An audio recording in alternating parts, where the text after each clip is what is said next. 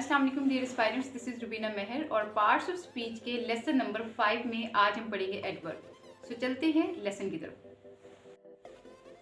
हम पढ़ रहे हैं आज एडवर्ब। एडवर्ब क्या होता है? ये एक ऐसा वर्ड होता है which adds meaning to a verb, adjective and other adverb. ये किसको मॉडिफाई करता है? ये किसी वर्ब को भी मॉडिफाई करता है, किसी एडजेक्टिव को भी मॉडिफाई करता है और किसी दूसरे एडवर्ब को भी ये मॉडिफाई करता है। जैसे आप एग्जांपल देखिए, आयशा राइट्स क्वाइट क्लियरली। तो हमारा यहाँ पर ये है वर्ब, इसको मॉडिफाई कौन कर रहा है? Quite clearly. तो ये है हमारा एडवर्ब।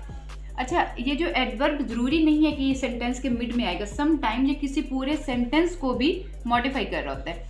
जैसे यहाँ मैंने शुरू में लिख दिया, luckily I was appointed as a circle officer. तो ये लकीली क्या है? एडवर्ब है, इसको मैंने सेंटेंस के वेरी स्टार्ट में कर दिया है। ये अब मॉडिफाई कर रहा है, किसी को पूरे सेंटेंस को कर रहा है। अब हम देखते हैं एडवर्ब की काइंड्स। इसकी काइंड्स कौन सी हैं? एडवर्ब ऑफ प्लेस है, एडवर्ब ऑफ फ्रीक्वेंसी है, एडवर्ब ऑफ टाइम है, एडवर्ब ऑफ मैनर है एंड एडवर्ब ऑफ डिग्री है। इसके अलावा भी हैं, अभी हम ये देखते हैं। अच्छा, काइंड की जब हम बात करते हैं, जब हम पीपीएससी और एफपीएससी के पेपर की बात करते हैं तो वहाँ पे जब अंडरलाइन किया होता है, जब एमसीक्यूज आते हैं तो वहाँ कोई भी वर्ड अंडरलाइन किया होगा, जैसे कि डाउन है, हियर, देयर या इनमें से कोई भी वर्ड, तो वो हमसे ये पूछते हैं कि ये क्या है? ये एडवर्ब है, ये एडजेक्टिव है, ये सब्जेक्ट है या ये प्रेडिकेट है, ये क्या है? तो वहाँ इसलिए आपने इनको ज़रा ध्यान से सुनना है। अच्छा, एडवर्ब ऑफ प्लेस क्या होते हैं? जो हमें किसी चीज़ का मकाम बताते हैं कि वो कौन सी चीज़ कहाँ पे है। हेयर है, देयर है, इन, आउट, इस तरह से up, down, here, there, in, out, backward, forward, away, near. ठीक है, आप इसको एग्जांपल में देखिए, जैसे रायहा वाज लुकिंग डाउन। तो ये जो डाउन है ये हमारा क्या है? ये वर्ब, और ये लुकिंग डाउन, तो ये क्या है? एडवर्ब है। तो एडवर्ब भी कौन सा है? एडवर्ब ऑफ प्लेस है। इसी तरह से ये देखिए, द hen ran away। तो ये जो रैन है ये क्या है? हमारा वर्ब, और इसको मॉडिफाई क्या कर रहा है? अवे। तो ये अवे क्या है? हमारा एडवर्ब ऑफ प्लेस है। सेकंड, आप इसकी काइंड देखिए, एडवर्ब ऑफ फ्रीक्वेंसी। ये क्या कौन से होते हैं? Once, twice, again, frequently, always, seldom, often. ये जो फ्रीक्वेंसी है ना, ये हमें ये बताते हैं, एडवर्ब ऑफ फ्रीक्वेंसी हमें ये बताते हैं कि कौन सा एक्शन जो है, कि कोई एक्शन जो है वो कितनी बार हुआ है। ऑफन हो रहा है, वंस हो रहा है, ट्वाइस हो रहा है, अगेन एंड अगेन हो रहा है, किस तरह से हो रहा है, ये हमें इसके बारे में बताते हैं। जैसे कि I have threatened her twice. तो यहाँ पे ये जो ट्वाइस है ये क्या है? एडवर्ब ऑफ फ्रीक्वेंसी है, कि 2 दफ़ा मैंने उसे थ्रेट किया। अब देखिए एडवर्ब ऑफ टाइम। ये कौन से होते हैं? ये हमें किसी वक्त के बारे में बताते हैं, जैसे कि नाउ, अगो, अब या पहले या बाद में, या कभी भी नहीं, या पहले ही या बाद में, सून, डेली बेसिस की बात है, ये येस्टरडे की है, lately, already, never, late, ago, now. ठीक है, इसको एग्जांपल में देखिए आप, she goes to academy daily. तो अब ये क्या है हमारा?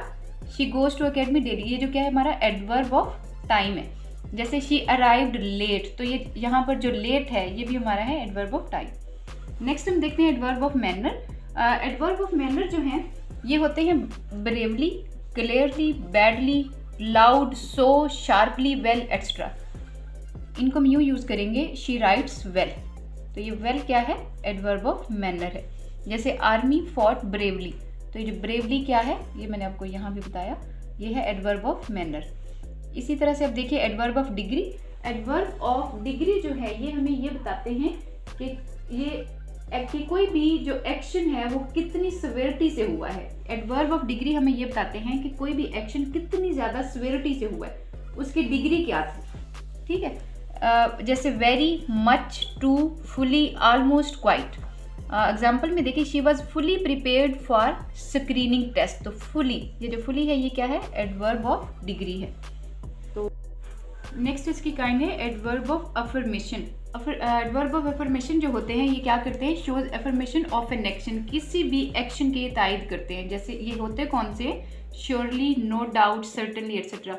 तो अच्छा, इसको हम कैसे यूज़ करेंगे? Surely he is not trustworthy. तो ये श्योरली क्या है? यहाँ पे एडवर्ब ऑफ अफर्मेशन है। ठीक है, अच्छा उसके बाद आते हैं रिलेटिव एडवर्ब। रिलेटिव एडवर्ब क्या होते हैं? जैसे एक हमारे रिलेटिव प्रोनाउन, मैंने आपको प्रोनाउन के लेक्चर में बताया था कि रिलेटिव प्रोनाउन कौन से होते हैं, ये सेम उसी तरह से एक्ट करते हैं, लेकिन ये इसके अलावा ये क्या करते हैं? They relate to clauses. ये तो एक तो 2 क्लॉजेस को रिलेट करते हैं, इसके अलावा ये किसी वर्ब को भी मॉडिफाई करते हैं, एडजेक्टिव को भी और एडवर्ब को भी। लाइक रिलेट तो ये 2 क्लॉजेस को करते ही करते हैं, प्लस ये क्या करते हैं? एडवर्ब का काम भी करते हैं। एडवर्ब आपको शुरू में बताया कि मॉडिफाई करता है वर्ब को, एडजेक्टिव को और एडवर्ब को।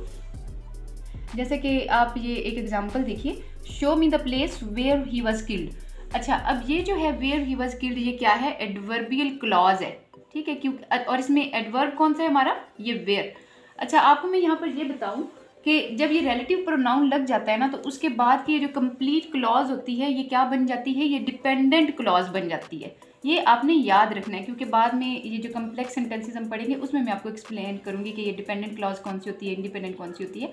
तो जब रिलेटिव प्रोनाउन यहाँ पे लग जाएगा तो इससे ऑनवर्ड्स ये क्लॉज कौन सी हो जाएगी, dependent, like where he was killed.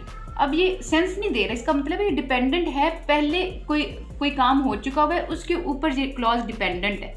तो अगर रिलेटिव एडवर्ब आ जाए तो उसके ऑनवर्ड जो क्लॉज होती है एक तो वो डिपेंडेंट होती है, और ये जो है ये क्या कर रहा है, ये दो क्लॉजेस को रिलेट कर रहा है यहाँ पे ये जो एडवर्ब है, तो इसीलिए ये क्या है, रिलेटिव एडवर्ब है।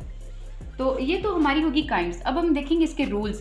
तो 10 रूल्स हैं जी इसके, ठीक है। तो अभी हम देखते हैं रूल नंबर 1 कि सबसे इंपॉर्टेंट बात ये मैंने पहले लिखी है, यूज ऑफ ऑनली। ऑनली को हम कैसे यूज करेंगे, ठीक है। ऑनली जब किसी पूरे सेंटेंस को मॉडिफाई करता है तो ये उस सेंटेंस के लास्ट में आता है। वैसे तो ये कहीं भी आ सकता है, जिस तरह से आप लिख लें कि आई लाइक ओनली मैंगोज, तो यहाँ पर आ गया दरमियान में, लेकिन जब ये पूरे सेंटेंस को मॉडिफाई करेगा तो ये लास्ट में आएगा। जैसे आई लाइक मैंगोज ओनली, यहाँ पर ये पूरे सेंटेंस को मॉडिफाई कर रहा है, ठीक है। अच्छा, दूसरी इंपॉर्टेंट बात इसमें क्या है कि अगर किसी फिक्रे में व्हेन भी आ जाए और ओनली भी आ जाए, सेंटेंस में व्हेन और ओनली अगर दोनों आ जाते हैं तो आपने ओनली और व्हेन को बिल्कुल भी जुदा नहीं करना, ठीक है, इनको साथ साथ रखना है।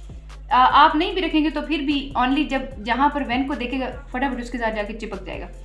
तो जैसे आप एग्जांपल देखें, mother gives her milk only when she cries, ठीक है। तो यहाँ पर ओनली किधर है, इसकी एग्जैक्ट प्लेस कौन सी है, व्हेन के बिल्कुल साथ, ओनली व्हेन। आपने इनको अलग अलग बिल्कुल नहीं करना, ये करेक्शन के रूल में भी आप पढ़ेंगे ना। रूल नंबर 2 क्या है कि एडवर्ब जो है वो क्या करता है, वर्ब को क्वालिफाई करता है, वर्ब को मॉडिफाई करता है। रोजी स्मेल स्वीट, तो ये जो स्मेल है ये क्या है, आपका वर्ब है, और इसको क्वालिफाई कौन कर रहा है, मॉडिफाई इसको कौन कर रहा है, जो इसके मीनिंग में ऐड कौन कर रहा है, वो एडवर्ब कर रहा है, ये है वो स्वीट। इसी तरह से रैबिट रन्स फास्ट, तो ये हमारा वर्ब है, इस वर्ब को मॉडिफाई कौन कर रहा है, ये कर रहा है फास्ट, तो ये फास्ट हमारा क्या हो गया, एडवर्ब। अब हम देखते हैं रूल नंबर 3।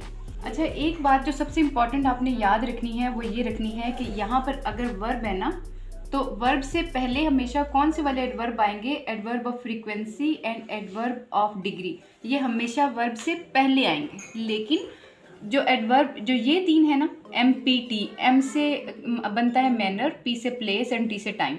जो adverb of manner, adverb of place and adverb of time होंगे वो कहाँ आएंगे, वो वर्ब के बाद आएंगे, ठीक है। फ्रीक्वेंसी और डिग्री वाले वर्ब से हमेशा पहले आएंगे और MPT जो है वो वर्ब के बाद आएंगे। अब हम देखते हैं रूल नंबर 3।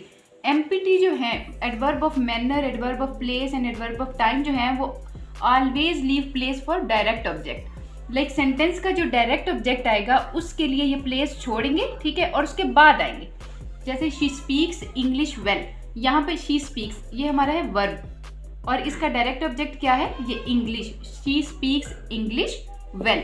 मैंने आपसे कहा कि ये क्या करेंगे, MPT लीव करेंगे प्लेस किसके लिए, डायरेक्ट ऑब्जेक्ट के लिए। तो यहाँ पे डायरेक्ट ऑब्जेक्ट है हमारा इंग्लिश, तो इसके लिए जगह छोड़ी किसने, एडवर्ब ऑफ मैनर ने, वो अपने आप को बाद में ले गया, शी स्पीक्स इंग्लिश वेल, ठीक हो गया। अच्छा, रूल नंबर 4 देखिए। रूल नंबर 4 में मैं आपको ये बताऊंगी कि MPT का रूल है। रूल MPT से क्या मुराद है, adverb of manner, adverb of place and adverb of time. जब भी ये किसी भी सेंटेंस में यूज होंगे तो प्रेफरेंस कैसे दी जाएगी, सबसे पहले प्रेफरेंस दी जाएगी एडवर्ब ऑफ मैनर को। लाइक किसी भी सेंटेंस में हम एडवर्ब ऑफ जो मैनर है वो पहले लिखेंगे, उसके बाद हम लिखेंगे एडवर्ब ऑफ प्लेस, और उसके बाद जो थर्ड प्रेफरेंस होगी वो किसकी होगी, एडवर्ब ऑफ टाइम। आप ये एक एग्जाम्पल देखिए, Atif Aslam sang delightfully at the concert last night, तो ये क्या है, ये है हमारा वर्ब। डिलाइटफुली क्या है, adverb of manner. Atif Aslam sang delightfully at the concert, कहाँ पे, ये प्लेस है हमारी, ठीक है। और फिर मैंने आपको क्या बताया, टाइम, लास्ट में आएगा टाइम, लास्ट नाइट, ये हो गया हमारा टाइम। तो ये क्या बना, MPT। आपने ये माइंड में रखना है जब आप करेक्शन के रूल करेंगे कि आपने NPT वहाँ भी अप्लाई करना है। सबसे पहले एडवर्ब ऑफ मैनर, फिर एडवर्ब ऑफ प्लेस, फिर एडवर्ब ऑफ टाइम। अब देखिए rule number 5, adverb of degree and frequency जो हैं will always be used before verb, वो हम वर्ब से पहले यूज़ करेंगे हमेशा। जैसे शी नेवर टेल्स अ लाई, इसमें क्या है, ये है हमारा वर्ब, तो नेवर क्या है, एडवर्ब ऑफ फ्रीक्वेंसी, ठीक है। शी नेवर टेल्स अ लाई, तो ये कहाँ पे आया, एडवर्ब ऑफ फ्रीक्वेंसी कहाँ पे आया है, वर्ब से पहले आया है। अब आप एक और देखिए, they usually go to library, तो इसमें हमारा ये है वर्ब, और एडवर्ब कौन सा है जो इसको मॉडिफाई कर रहा है, वो कौन है, यूजुअली। और ये है कौन से वाला एडवर्ब, ये उसकी कौन सी काइंड है, एडवर्ब ऑफ फ्रीक्वेंसी। तो एडवर्ब ऑफ फ्रीक्वेंसी और एडवर्ब ऑफ जो डिग्री है वो वर्ब से पहले आएंगे, बाद में नहीं आएंगे। रूल नंबर 6 देखिए, adverb of frequency and adverb of degree will always come before the have to and use to. जब भी किसी सेंटेंस में हैव टू या यूज टू होगा ना, तो ये जो adverb of frequency and adverb of जो डिग्री हैं ये उनसे भी पहले यूज होंगे, बाद में यूज नहीं होंगे। देखिए आप अभी example, I rarely use to agree with him, use to आ गया सेंटेंस में, तो अब क्या होगा, एडवर्ब ऑफ फ्रीक्वेंसी या एडवर्ब ऑफ जो डिग्री हैं वो हमारे इससे पहले आएंगे, तो ये आ गया इससे पहले। I rarely use to agree with him, तो ये हो गया हमारा यूज टू, मैंने आपको बताया इससे पहले आएगा, तो इससे पहले आएगा। She always use to agree with me, इसमें भी यूज टू यहाँ पे आया है, तो क्या है, इससे पहले अब आएगा। एडवर्ब ऑफ फ्रीक्वेंसी और या एडवर्ब ऑफ जो डिग्री है वो इससे पहले आएंगे, बाद में नहीं आएंगे। अब हम देखेंगे रूल नंबर 7। रूल नंबर 7 देखिए, enough is always used after adverb and adjective.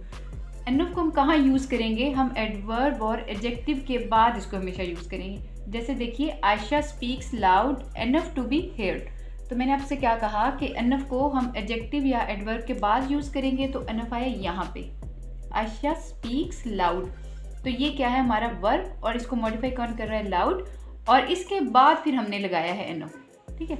Rule number 8 देखिए, आफ्टर सो एंड टू, किसी भी सेंटेंस में अगर सो आ जाए या फिर टू आ जाए तो उसके बाद एक्सप्लेनेशन देना बहुत ज़रूरी होता है। लेकिन अगर ये सो किसी भी सेंटेंस के एंड पे आता है तो फिर हम एक्सप्लेनेशन नहीं देंगे, ठीक है। जैसे शी वॉज सो एक्साइटेड, अब ये आया है सेंटेंस के मिडल में, तो इसका मतलब है कि हमने इसके बाद एक्सप्लेनेशन लाजमी देनी है।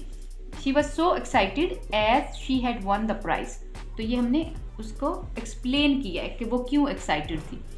जैसे she is too illiterate to read, अब यहाँ पर आया टू इलिटरेट, ये यहाँ पे हमने टू यूज़ किया है, तो इसलिए इसकी एक्सप्लेनेशन देना ज़रूरी है। She is too illiterate to read. अब देखिए रूल नंबर 9। अच्छा, आपने ये ज़हन में रखना है कि ऑफकोर्स जो है ना, यहाँ में ऑफकोर्स जो है ये एक नेगेटिव कॉनोटेशन है। हमने किसी भी सेंटेंस को अगर नेगेटिव है तो उसके आंसर में हमने हमेशा कहना है ऑफकोर्स। जैसे does she drink, of course she does. अब ड्रिंक करना कोई अच्छी बात तो नहीं है ना, ये नेगेटिव कॉनोटेशन है ना, नेगेटिव बात हो रही है ना, तो इसलिए हम इसके लिए क्या यूज़ करेंगे, of course. Does she drink, of course she does, तो ये हमने यहाँ पे ऑफकोर्स यूज़ किया। और अगर कोई पॉजिटिव कॉनोटेशन होगी, हमने किसी पॉजिटिव चीज़ की तायद करनी है, तो जैसे हमने यहाँ पे नेगेटिव चीज़ के लिए ऑफकोर्स यूज़ किया, तो हम किसी पॉजिटिव बात के लिए क्या यूज़ करेंगे, अनडाउटेडली, सर्टनली, येस, श्योरली, ये उनके लिए यूज़ होंगे। अब रूल नंबर 10 देखिए, जब कंपैरेटिव डिग्रीज आ जाए ना तो उनके बाद उनको कौन मॉडिफाई करेगा, हमेशा much. Comparative degrees are always modified by much. Much हमेशा कंपैरेटिव डिग्री को मॉडिफाई करेगा। She is much better now, यहाँ पे ये क्या है, कंपैरेटिव डिग्री है बेटर, तो इसको मॉडिफाई कौन कर रहा है, मच कर रहा है, ये वाला एडवर्ब मच इसको मॉडिफाई कर रहा है। लेकिन आपने ये जहन में रखना है, अगर कहीं पे आ जाए ग्रीव्ड, टायर्ड, प्लीज्ड, पेन्ड, डिलाइटेड, इनको कौन मॉडिफाई करेगा, वेरी। इनको मच मॉडिफाई नहीं करेगा, इनके साथ आपने हमेशा वेरी लगाना है। ये आपने याद कर लेने, ग्रीव, टायर्ड, प्लीज्ड, पेन्ड, डिलाइटेड, इनको कौन मॉडिफाई करेगा, वेरी।